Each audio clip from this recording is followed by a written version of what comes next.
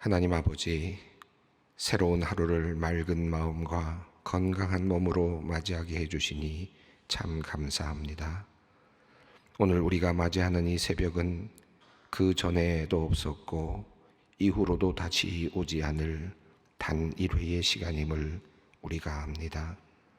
이 소중한 시간을 어떻게 살아가야 할지 말씀과 기도 가운데 주님께 물으며 나아가는 우리의 오늘이 되게 하여 주시옵소서. 하나님, 오늘도 믿음으로 가득 채워 하루를 보내기 원합니다. 사랑과 친절, 온화함과 겸손이 가득한 날을 보내기 원합니다. 저희가 사는 오늘 이 하루가 참되고 바르게 하여 주시옵소서. 또한 이 하루가 나만을 위한 삶이 아니라 다른 사람들, 연약한 이들, 그리고 아픔을 겪는 이들과 함께 나누고 기도하는 의미 있는 하루가 되도록 도와주시옵소서. 오늘 하루 우리가 마주치는 모든 이들에게 하나님의 평화가 전해지기를 원합니다. 이를 위해 먼저 우리의 마음과 중심을 하나님의 평안으로 가득 채워 주시옵소서. 이 아침 주님께서 찾으시는 그 한 사람으로 살아가기를 간절히 바랍니다. 귀 기울여 듣는 마음 주시고 기쁨으로 순종하는 삶을 살게 하여 주시옵소서. 우리 마음에 분노가 있다면 거룩한 마음으로 변화되게 하여 주시옵소서. 예수 그리스도의 보혈의 능력과 은혜가 저희의 삶을 관통하게 하시고 모든 죄와 약점을 치유하시는 십자가의 구속의 힘이 저희의 삶을 완전히 사로잡게 하여 주시옵소서. 하나님, 이 세상에서 그리스도인으로서 본질을 지키기 위해 분투하며 살아가는 성도들을 위해 기도합니다. 커다란 조직에서 본인의 역할이 마치 조그만 부속품처럼 느껴지고 일에 대한 만족감이 없고 미래에 대한 명확한 비전이 없어 그저 피곤하고 무한한 업무에 시달리는 모든 근로자들을 위해 주님, 그들을 위해 은혜를 베풀어 주시옵소서. 그리스도인으로서 직장에서 빛과 소금으로서의 역할을 감당하고 싶지만 어떻게 해야 할지 방향을 잡지 못하며 살아가는 이들에게 주님께서 힘과 용기를 내려 주시옵소서. 그들이 담대하게 그리스도인으로서의 역할과 책임을 감당할 수 있도록 풍성한 은혜를 내려 주시옵소서. 하나님, 소망교회 모든 성도들을 주님의 사랑으로 기억하여 주시고 각 가정 가운데 간절한 기도에 응답해 주실 것을 간구합니다. 특별히 오늘은 가정의 아이를 진심으로 원하며 생명의 주인이신 하나님께 마음을 열고 기도하는 가정들을 위해 기도드립니다. 먼저 모든 생명이 하나님의 주권 아래 있다는 사실을 고백합니다.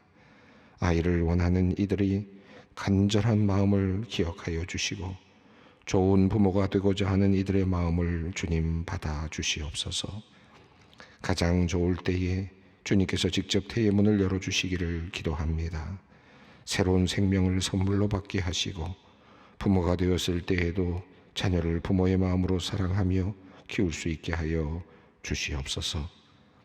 자녀를 키우는 과정에서 부모들의 인격과 믿음이 더욱 성장하게 하시고 가정 공동체의 풍요로움이 넘치게 하여 주시옵소서. 하나님, 소망교회가 후원하고 기도하는 모든 선교사님들과 그 가족들을 위해 기도합니다. 복음에 대한 불타는 열정과 이웃에 대한 깊은 사랑으로 모든 것을 뒤로 한 채 복음을 전하는 선교사님들이 피곤치 않도록 도와주시옵소서. 주님 주신 생명을 통해 날마다 활력이 넘치도록 도와주시옵소서. 특별히 선교사님의 자녀들을 살펴주시옵소서. 이들이 올바른 신앙의 정체성을 가지며 부모님에 대한 감사와 사랑의 마음 가지고 날마다 건강하게 성장할 수 있도록 도와주시옵소서. 선교사님들에게 지혜를 주시고 능력을 부어주시기를 기도드립니다. 복음이 전파되는 모든 장소에서 주님의 기적이 나타나게 하시어 풍성한 열매를 거두는 선교 활동이 되게 하여 주시옵소서. 하나님, 우리의 필요에 늘 가장 좋은 곳으로 응답해 주심을 믿습니다. 소망의 성도들이 올려드리는 모든 기도의 제목들이 가장 적절할 때 이루어지기를 기도합니다. 기업을 운영하고 일터에서 노력하는 사람들, 열심히 학업 중인 학생들, 연구에 몰두하는 연구자들, 그리고 교회 안팎에서 다양한 방식으로 주님의 뜻을 이루며 섬기는 성도들에게 하늘의 문을 열어 지혜와 능력을 부어 주시옵소서.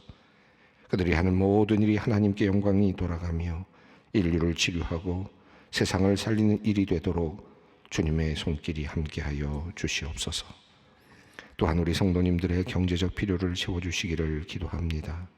경제적인 풍요로움으로 인해 하나님을 잊지 않게 하시고 경제적인 빈곤함으로 인해 하나님의 이름이 잊혀지지 않게 하여 주시옵소서. 다양한 이유로 재정적인 어려움을 겪고 있는 성도들이 있습니다. 이들에게 돌파구를 보여주시고 이 어려운 시기를 믿음과 기도로 극복할 수 있도록 주님 함께하여 주시옵소서. 하나님, 지난 주일에 장로님들을 선출하는 1차 선거를 은혜 중에 마치게 하심을 감사합니다. 이 시간들을 통해 교회를 사랑하는 마음이 우리 안에서 더 깊어지게 하여 주시고 기도하게 하시니 더욱 감사합니다. 하나님, 1차 선거를 통해 선택받는 분들에게는 하나님의 뜻을 구하는 마음을 주시고 자신을 철저히 돌아보며 하나님 앞에서는 성찰의 시간을 주시옵소서. 안타깝게 이번에 선택받지 못한 분들에게는 주님께서 위로하여 주시고 새로운 마음과 강한 믿음을 허락하여 주시옵소서. 하나님의 때를 기다리며 믿음을 더욱 굳게 하고 사랑과 봉사의 삶을 살아가도록 주님 인도해 주시옵소서. 이제 돌아오는 주일에는 2차 투표가 있습니다. 하나님께서 원하시고 기뻐하시는 분들이 택함을 받을 수 있도록 모든 성도들의 마음을 주장하여 주시옵소서. 이제 말씀을 듣습니다. 우리의 몸과 마음 모든 것이 말씀으로 채워지는 시간 되도록 역사하여 주시옵소서. 우리 주 예수 그리스도의 이름으로 기도드리옵나이다. 아멘. 오늘 우리에게 주시는 하나님의 말씀은 마가복음 14장 32절로 42절까지 말씀입니다. 마가복음 14장 32절로 42절까지 말씀 함께 봉독하겠습니다. 그들이 겟세마네라 하는 곳에 이름에 예수께서 제자들에게 이르시되 내가 기도할 동안에 너희는 여기 앉아 있으라 하시고 베드로와 야고보와 요한을 데리고 가실새 심히 놀라시며 슬퍼하사 말씀하시되 내 마음이 심히 고민하여 죽게 되었으니 너희는 여기 머물러 깨어 있으라 하시고 조금 나아가사 땅에 엎드려 될 수 있는 대로 이때가 자기에게 지나가기를 구하여 이르시되 아빠 아버지여 아버지께는 모든 것이 가능하오니 이 잔을 내게서 옮기시옵소서. 그러나 나의 원대로 마시옵고 아버지의 원대로 하옵소서 하시고 돌아오는 제자들이 자는 것을 보시고 베드로에게 말씀하시되 시몬아 자느냐 내가 한 시간도 깨어 있을 수 없더냐 시험에 들지 않게 깨어 있어 기도하라. 마음에는 원이로되 육신이 약하도다 하시고 다시 나아가 동일한 말씀으로 기도하시고 다시 오사 보신즉 그들이 자니 이는 그들의 눈이 심히 피곤함이라. 그들이 예수께 무엇으로 대답할 줄을 알지 못하더라. 세 번째 오사 그들에게 이르시되 이제는 자고 쉬라. 그만되었다. 때가 왔도다. 보라 인자가 죄인의 손에 팔리느니라. 일어나라 함께 가자. 보라 나를 파는 자가 가까이 왔느니라. 아멘. 예수님께서 지금 제자들과 함께 마지막 식사를 나누시고 그리고 이제 감람산으로 올라가셨다라는 표현이 나왔고요. 그 사이에 이제 어제 이야기가 사이에 들어 있었습니다. 그리고 이제 오늘 본문이 겟세마네라고 하는 동산에 이제 도착한 내용으로 시작이 되고 있습니다. 오늘 본문 말씀은 예수님의 인생에 있어서는 가장 치열했던 그런 시간이고 또 그날 밤입니다. 그리고 예수님께서 가장 고통스러워하셨던 인간으로서 가장 힘들었던 시간을 우리가 함께 보고 있습니다. 이 겟세마네라고 하는 동산에서부터 이제 예수님의 죽음은 시시각각으로 다가오고 있고 예수님은 그것을 충분히 감지하고 계십니다. 자, 그곳에서 인간 예수는 어떤 모습이었는지, 인생의 가장 큰 위기 속에서 그분은 어떻게 하셨는지, 그리고 또 그분은 그 안에서 어떤 결단을 내리고 또 하나님 앞에 순종했는지 하는 내용들이 오늘 본문에 나와 있습니다. 사실 이 본문 말씀은 읽을 때마다 너무 부담이 되고 또 떨리기도 하고 그래서 잘 읽혀지지 않는 순환주간에만 읽게 되는 그런 본문이기도 한데, 오늘은 하나님께서 또 우리에게 다시 한번 보라고 우리에게 말씀하시는 듯합니다. 부활절기를 우리가 보내고는 있지만 예수님께서 그 순환을 당하시던 바로 그 밤에 겟세마네 동산에서 한 인간으로서, 정말 진짜 인간으로서 이 세상에 오셔서 인간과 똑같은 마음을 가지고 똑같은 두려움을 가지고 똑같은 그런 상황 속에서 죽음을 앞에 두고 주님은 어떻게 하셨는가, 또 하나님의 뜻에 순종하기 위해서 그는 어떻게 몸부림치셨는가 하는 모습을 우리가 살펴보겠습니다. 32절 말씀을 함께 읽겠습니다. 그들이 겟세마네라 하는 곳에 이르매 예수께서 제자들에게 이르시되 내가 기도할 동안에 너희는 여기 앉아 있으라 하시고, 예수님께서 지금 겟세마네라고 하는 곳으로 올라가셔서, 감람산이죠. 여기 올리브 나무들이 많이 있어서 감람산이라고 이렇게 불린 것 같습니다. 감람나무에서는 이제 올리브유가 나오니까 거기서 이제 그런 의미에서 이 겟세마네라고 하는 그런 의미는 기름을 짠다, 기름 짜는 곳이라고 하는 그런 의미가 있기 때문에 아마 같은 연결되어 있는 그런 하나의 의미가 있는 것 같습니다. 근데 올리브유, 특별히 기름을 짠다라고 하는 의미는 상당히 여러 가지로, 또 예수님의 어떤 그런 뭐랄까요, 순환과 또 예수 그리스도의 어떤 예수 그리스도라고 하는 그런 이름 연결해 본다면 여러 가지 다중적인 의미가 있다는 것을 또 묵상할수록 알게 되죠.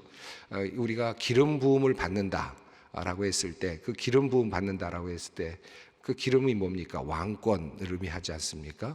그 왕권을 받는 의미가 기름을 붓는 거죠. 지금 예수님의 그 잔치, 그러니까 마지막 식사 자리 바로 앞에 지금 한 여인이 예수님께 나드 향을 부었습니다. 기름을 부었다, 향을 부었다, 이렇게 되어 있습니다.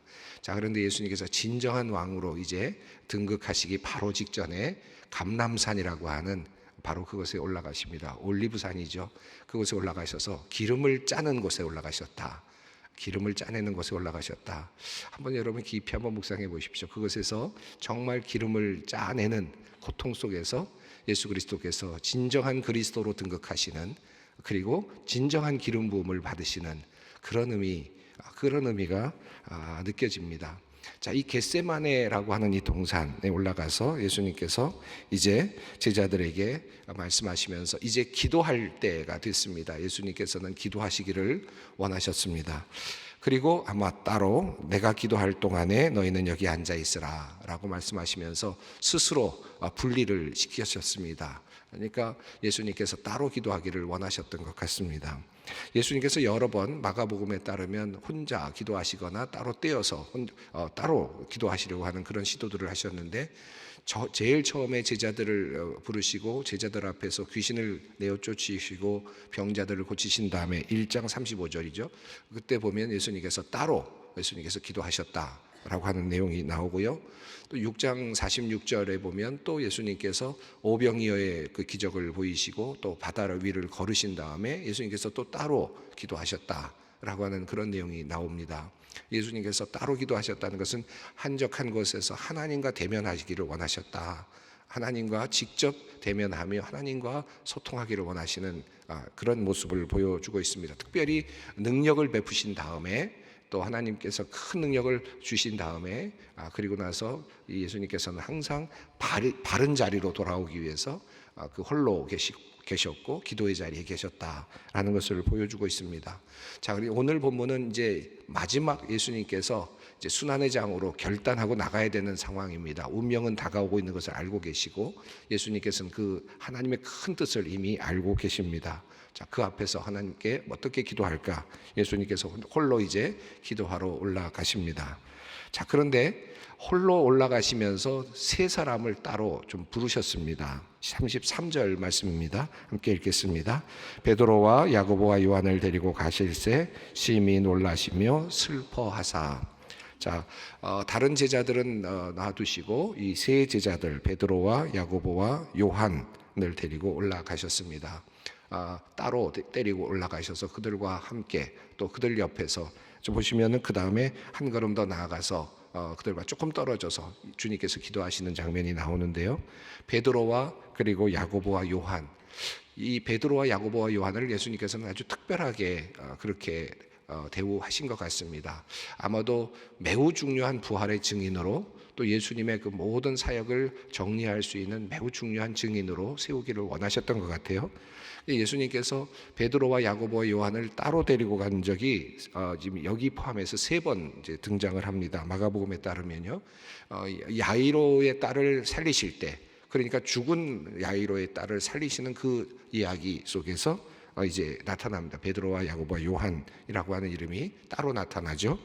또 하나는 변화산에 올라가실 때 베드로와 야고보와 요한을 따로 데리고 올라가셨습니다. 영광의 자리에, 하나님과 소통하는 자리, 그리고 정말 엘리야와 모세와 함께 정말 큰 깊은 대화를 나누고 정말 여기 있는 게 좋겠다라고 느껴졌던 바로 그 자리, 거기 자리에 베드로와 야고보와 요한이 함께 있었습니다. 또 하나는 죽은 자를 살리는 그 자리에 베드로와 야고보와 요한이 함께 있었습니다. 자, 이 영광스럽고 놀라운 역사가 일어나는 그 자리에 예수님께서는 이 세 제자를 데리고 가셨고 보여주셨습니다. 다시 말하면 이들에게 교육을 시키셨다, 증언자로 세우셨다라고 하겠습니다. 그런데 이제 이 자리, 마지막 자리, 이 자리에도 베드로와 야고보와 요한을 데리고 가십니다. 마지막 고난의 자리, 고난을 결단하는 바로 그 정말 처절한 그 자리에 또다시 위트니스를 세우고자 하시는 것 같습니다. 자, 그래서 베드로와 야고보와 요한을 데리고 함께 가십니다. 자, 예수님께서는 이들에게 변화산에서의 그 아름답고 영광스러웠던 그런 모습도 보여주셨지만 이제 바로 이 자리에서는 인간으로서의 정말 처절한 슬픔과 그리고 고뇌 그리고 두려움, 이런 것들을 직접 표출하시고 보여주고 계십니다. 33절에서 베드로와 야고보와 요한을 데리고 가실 때 심히 놀라시며 슬퍼하사, 심히 놀랐다, 놀랐다는 말이 어찌할 바를 모르는 그런 상태이죠. 어찌할 바를 모르는 당황해하는 듯한 그런 표현, 그러니까 안절부절하는 그런 모습입니다. 또 슬퍼, 운명에 대한, 다가오는 운명에 대한 슬픔, 이런 것들이 가득 차 있는 모습을 예수님께서는 제자들에게 보여주셨습니다. 그러니까 이 제자들이 본 예수는 이 당시에 어떤 모습일까요? 당당하고 그리고 모든 것을 다 처리할 수 있는 것 같은 그런 변화산에서였던 그런 모습이 아니라 정말 안절부절하고 그리고 또 어찌할 바를 모르는 그런 모습의 인간 예수를 지금 보고 있습니다. 예수님께서는 그것을 드러내 보여주고 계십니다. 그리고 말씀으로도 분명하게 이렇게 말씀을 하십니다. 34절 말씀입니다. 말씀하시되 내 마음이 심히 고민하여 죽게 되었으니 너희는 여기 머물러 깨어있으라 하시고. 자, 예수님께서 자신의 마음까지도 말씀으로 해주셨습니다. 내가 심히 고민이 되고 또 이제 죽게 되었다. 그러니 너희가 나와 함께 있어 달라. 그리고 깨어있어라 라고 그렇게 말씀을 하십니다. 이것에서 우리가 한 가지, 예수님의 모습 속에서 한 가지를 알게 되는데, 이 겟세마네에서 그 씨름하고 있는, 겟세마네에서 기도하고 계시는 예수님의 모습 속에서 예수님께서는 어떤 무감각한 어떤 초인, 그러니까 인간이 아닌 어떤 특별한 어떤 대단한 그런 존재가 아니라 한 인간이었다, 진정한 인간이었다라는 사실을 우리에게 보여주고 있습니다. 죽음 앞에서, 다가오는 고난 앞에서 안절부절하고 또 힘들어하고 고통스러워하고 있는, 그리고 함께 있기를 원하는, 제자들이 함께 있기를 원하는 그런 마음을 예수님께서는 그대로 표출해 보여주고 있습니다. 예수님을 좀 더 신격화하고 싶었다면, 예수님을 보다 더 분명하게 더 뭔가 이렇게 신적인 모습으로 더 분명하게 드러내기를 원했다면, 아마 그리고 이 성경이 인간의 어떤 편집 과정, 편집을 통해서 의도적인 편집에 의해서 이루어졌다면 어쩌면 이것들은 다 빠져나가야 되지 않겠나 하는 생각이 들죠. 이런 것들은 사실은 예수님이 신이시다, 신의 아들이다라고 하는 말씀을 할 때 너무나도 좀 부적절해 보이는 말씀 아니겠습니까? 그런데 이것은 성령의 감동에 의해서 여전히 성경 안에 들어있고요. 또 예수님께서는 이 예수님의 그 인간적인 모습을 그대로 지금 베드로와 야고보와 요한에게 보여주고 계십니다. 이것이 굉장히 아주 우리에게 굉장히 다가오는 의미가 크다고 생각합니다. 그리고 예수님께서 말씀하시죠. 깨어 있으라 라고 말씀을 하셨습니다. 10장, 바로 우리가 얼마 전에 읽었습니다만 10장 34절, 35절, 37절에 보면 이제 마지막 날에 어떤 일이 일어날까, 그리고 이제 예수님께서 다시 이제 온다라고 하는 말씀을 하시면서 마지막 날에 대한 그런 이야기를 하지 않으셨습니까? 그때 주인이 타국으로 가면서 문지기에게 말하기를 깨어 있으라 라고 이야기했는데, 주인이 돌아왔을 때 깨어 있는 자가 복이 있다 라고 말하면서 깨어 있으라, 깨어 있어야 된다 라고, 언제 올런지 모른다 라고 하는 말씀을 하셨습니다. 그런데 바로 그 말씀이 지금 오늘 이 이야기 속에 벌써 첫 번째로 지금 적용이 되고 있고 지금 드러나고 있습니다. 여기서 주님께서는 이제 벌써 깨어 있으라, 조금 전에 말씀을 하셨는데 제자들에게 그것이 먼 미래에 있는 것이 아니라 바로 지금, 바로 여기에 있다, 깨어 있어야 된다. 그러니까 하나님께서 이 세상을 심판하시기 위해서 예수 그리스도가 심판주로 오시게 되는 마지막 미래의 종말, 그것을 위해서 깨어 있어야 된다라고 말씀을 하셨지만, 그러나 동시에 벌써 이미 예수님께서는 바로 오늘 너희가 깨어 있어야 된다, 이 순환의 날, 이 고통의 날에 내가 깨어 있어야 된다라고 지금 또 말씀하고 계십니다. 자, 이제 예수님께서는 제자들에게 깨어 있으라고 말씀하신 다음에 이제 주님께 기도를 드리죠. 35절입니다. 조금 나아가서 땅에 엎드려 될 수 있는 대로 이때가 자기에게서 지나가기를 구하여. 예수님께서 알고 계십니다. 이제 예수님께서 어떤 기도를 하나님께 드리셨는지, 여러분 이 기도는 우리가 너무나도 잘 알고 있고 많이 묵상하는 기도라서 많은 설명이 필요하진 않습니다. 이때가 자기에게서 지나가기를 구했다. 그러니까 예수님께서는 이것을 피하고 싶으셨죠. 피하고 싶은 인간의 마음, 인간 예수의 마음은 이 때를, 이 지금 자기가 가야 되는 이 여기를 가고 싶지 않으십니다. 그냥 지나갔으면 좋겠습니다. 인간으로서의 원초적인 본능이라고 할 수 있겠습니다. 자, 그러면서 그는 어떻게 기도를 합니까? 36절입니다. 함께 읽습니다. 이르시되 아빠 아버지여, 아버지께서는 모든 것이 가능하오니 이 잔을 내게서 옮기시옵소서. 그러나 나의 원대로 마시옵고 아버지의 원대로 하옵소서 하시고. 아빠라는 표현을 썼습니다. 예수님께서 드물게 사용하신 것이고요. 또 다른 어떤 종교에서 잘 드러나지 않는 기도의 방식이기도 한데, 여기서는 아빠라고 하는 아주 다정한 그런 표현을 하면서 아버지를 불렀습니다. 모든 것이 가능하오니 이 잔을 내게서 옮기시옵소서라고 하는 이 말씀은 전능하신 하나님의 능력이 있느냐 없느냐, 이 전능하십니까? 전능하지 않으십니까? 라고 하는 지금 그런 질문이 아니라, 예수님께서는 이미 전능하신 하나님이라는 것은 이미 알고 계시죠. 그리고 그러니까 그 전능하신 하나님의 능력에 대한 지금 물음을 던지는 것이 아니라, 전능하신 하나님이신데 그런데 하나님께서 뜻을 세우셨다는 것이죠. 그 하나님의 뜻, 그런데 그 뜻을 조금 바꾸실 수 없겠습니까? 라고 하는 요청입니다. 하나님은 전능하십니다. 하나님의 뜻은 지금 도도하게 흘러가고 있습니다. 그리고 모든 인류를 구원하기 위해서 예수 그리스도께서 이 땅에 오셨고, 그리고 이제 순환의 십자가가 바로 앞에 놓여 있습니다. 예수님께서도 그것을 너무나도 잘 알고 계십니다. 자, 그런데 하나님께서는 전능하심에도 불구하고 이 일은 이루어져야 됩니다. 이루어져야 하나님의 뜻이 이루어집니다.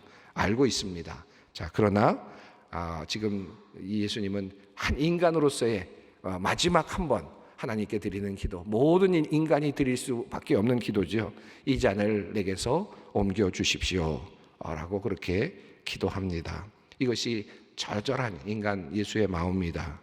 그러나 그럼에도 불구하고 예수님께서는 바로 고쳐서 다시 붙여서 이렇게 말씀을 하십니다. 나의 원대로 마시옵고 아버지의 원대로 하옵소서. 아버지께 모든 것을 맡기는 그런 기도로 바꾸어 가고 있습니다. 예수님께서 처절한 그 마지막 자리에서 이미 다가오고 있는 모습을, 자신의 운명을 바라보시면서 이 잔이 내게서 옮겨졌으면 좋겠다. 나는 이 길을 가고 싶지 않다. 이 길을 가는 것이 너무나도 두렵고 힘들고 그리고 괴롭다라고 하는 사실을 사람들에게도 드러냈고 또 하나님 앞에서도 분명하게 드러냈습니다. 나 가고 싶지 않아요 라고 분명하게 말합니다. 이 잔을 내게서 옮기십시오. 옮겨주십시오. 주님은 전능하신 분이 아니십니까? 원하신다면 가능하지 않습니까? 그런데 나의 원대로 하지 마시고 하나님의 원대로 하십시오. 하나님의 뜻이 이루어지기를 원합니다. 이 말의 뜻은 무엇입니까? 하나님이 보다 더 잘하신다. 하나님이 보다 더 분명하게 알고 계신다 라고 하는 믿음일 것입니다. 지금 예수님께서는 그 하나님의 뜻에 온전히 복종하는 모습을 보여주고 있습니다. 우리가 이 기도는 우리가 오고 오는 세대 속에서 드려야 되는 기도고요. 그리고 동시에 또 우리가 항상 드리고 있는 기도라고 할 수 있겠습니다. 도도하게 하나님의 뜻은 흘러가고 있죠. 우리가 늙어가지 않습니까? 우리가 병들 때도 있지 않습니까? 어려움을 당할 때도 있지 않습니까? 가만히 보면 그 큰 하나님의 뜻이 이렇게 지나가고 있습니다. 우리가 극명하게 느끼는 게 뭡니까? 결국은 늙어가고 병들어가고 죽어가는 것. 이게 도도한 하나님의 뜻입니다. 이미 하나님께서 천지를 창조하실 때 만들어 놓으신 하나님의 큰 뜻이죠. 그 뜻에 따라서 우리가 가고 있어요. 가고 있습니다. 어느 순간에 우리가 죽음 앞에 서거나 그리고 두려운 어떤 병마 앞에 서게 되면 우리가 기도하게 되는 게 뭡니까? 하나님, 이 잔을 내게서 옮겨주십시오. 도도하게 흘러가고 있는 하나님의 뜻은 압니다. 자, 그런데 하나님, 이 잔을 내가 여기서 받고 싶지 않습니다 라는 기도를 우리가 항상 드리지 않습니까? 자, 그런 그 기도, 우리는 반드시 그 기도를 부끄러워할 필요는 없다. 왜냐하면 예수님도 그렇게 기도하셨으니까.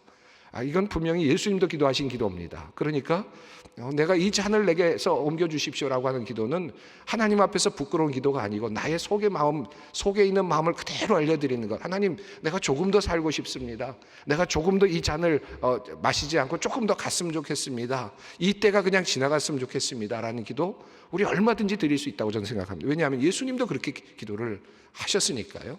자, 그러나 예수님께서 마지막에 무한한 신뢰를 하나님께 드리고 있습니다. 그러나 내 뜻은 그렇지만 하나님의 뜻이 이루어지는 것이 맞습니다.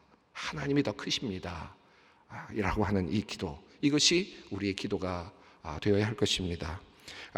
그러니까 우리가 내 욕망, 또 내 욕망이라고 나의 소원 이런 것들을 주님 앞에 드리는 것은 당연하지만 그러나 하나님 뜻에 또 복종하는 것도 매우 중요하겠습니다. 이것은 예수님께서 직접적으로 자신의 가장 최대의 위기 가운데서 보여주신 기도의 모범이라고 저는 생각합니다. 우리가 주님 앞에 기도할 때, 우리의 기도를 드릴 때도 이런 모습으로 기도를 해야 하지 않을까 생각합니다. 자, 37절부터 이어지는 내용은 이제 제자들이 자는 모습입니다. 자는 것을 보시고 베드로에게 말씀하시죠. 시몬아, 자느냐? 내가 한 시간도 깨어 있을 수 없느냐? 시험에 들지 않게 깨어 기도하라. 마음에는 원이로되 육신이 약하도다 하시고. 이 38절 이 말씀은 베드로에게만 주신 말씀이 아니라 우리 모두에게 주시는 말씀이죠. 늘 주님께서는 시험에 들지 않게 기도하라 라고 오늘도 우리에게 말씀하고 계시고, 그러나 연약한 육신을 가지고 있는 우리 인간의 모습도 괴율하고 계시고 또 보고 계신다 라고 할 수 있겠습니다. 시험에 들지 않게 기도하기를 원하시는 그 예수님의 마음이 담겨져 있고요. 그럼에도 불구하고 기도에 실패하고 있고 또 쓰러져서 자고 있는 참 부족한 우리의 모습도 베드로의 모습을 통해서 우리를 또 보고 계신다. 오늘도 그렇게 주님께서는 보고 계신다. 저는 그렇게 이 말씀을 보면서 받고 싶습니다. 자, 주님께서는 한 번 그렇게 하셨고 두 번 다시 나아가서 39절에 다시 나아가 동일한 말씀으로 기도하시고 40절입니다. 함께 읽겠습니다. 다시 오사 보신즉 그들이 자니 이는 그들의 눈이 심히 피곤함이라 그들이 예수께 무엇으로 대답할 줄을 알지 못하더라. 자, 41절 2절 읽습니다. 세 번째 오사 그들에게 이르시되 이제는 자고 쉬라. 그만 되었도다. 때가 왔도다. 보라, 인자가 죄인의 손에 팔리느니라. 일어나라, 함께 가자. 보라, 나를 파는 자가 가까이 왔느니라. 하나님께 이 잔을 옮겨주십시오라고 기도했던 예수님은 이제 하나님의 뜻이 무엇이다라는 사실을 이미 깨닫습니다. 그리고 이제 결단을 하죠. 그리고 그냥 끌려가는 것이 아니라 주도적인 입장에서 이제 그 운명을 맞이합니다. 그래서 이제 때가 왔다. 그리고 내가 죄인의 손에 팔린다. 그런데 어떡합니까? 일어나자, 가자라고 합니다. 그리고 스스로 일어나셔서 그들을 맞이하러 가십니다. 그냥 있다가 당하는 것이 아니라 스스로 나아가심으로써 주도적 결단을 하고 계십니다. 모든 것을 아시는 그 주님께서 이제 스스로 자신의 운명 앞에 서고 계시는 그런 모습을 보게 됩니다. 오늘 기도하는 예수 그리스도의 모습, 위기 속에서 기도하고 있는 예수님의 그 모습 속에서 우리가 어떻게 기도해야 할까? 우리가 다시 한번 깊이 생각해 보았습니다. 우리가 우리 앞에 있는 많은 소원들이 있는데 여러분 이 소원들 또 원하는 것들 부끄러움 없이 주님 앞에 솔직하게 고백하고 그리고 또 모든 것을 주님 앞에 맡길 수 있는 우리 모두가 되었으면 좋겠습니다. 함께 기도하겠습니다. 하늘에 계신 우리 아버지, 아버지의 이름을 거룩하게 하시며 아버지의 나라가 오게 하시며 아버지의 뜻이 하늘에서와 같이 땅에서도 이루어지게 하소서. 오늘 우리에게 일용할 양식을 주시고 우리가 우리에게 잘못한 사람을 용서하여 준 것 같이 우리 죄를 용서하여 주시고 우리를 시험에 빠지지 않게 하시고 악에서 구하소서. 나라와 권능과 영광이 영원히 아버지의 것입니다. 아멘.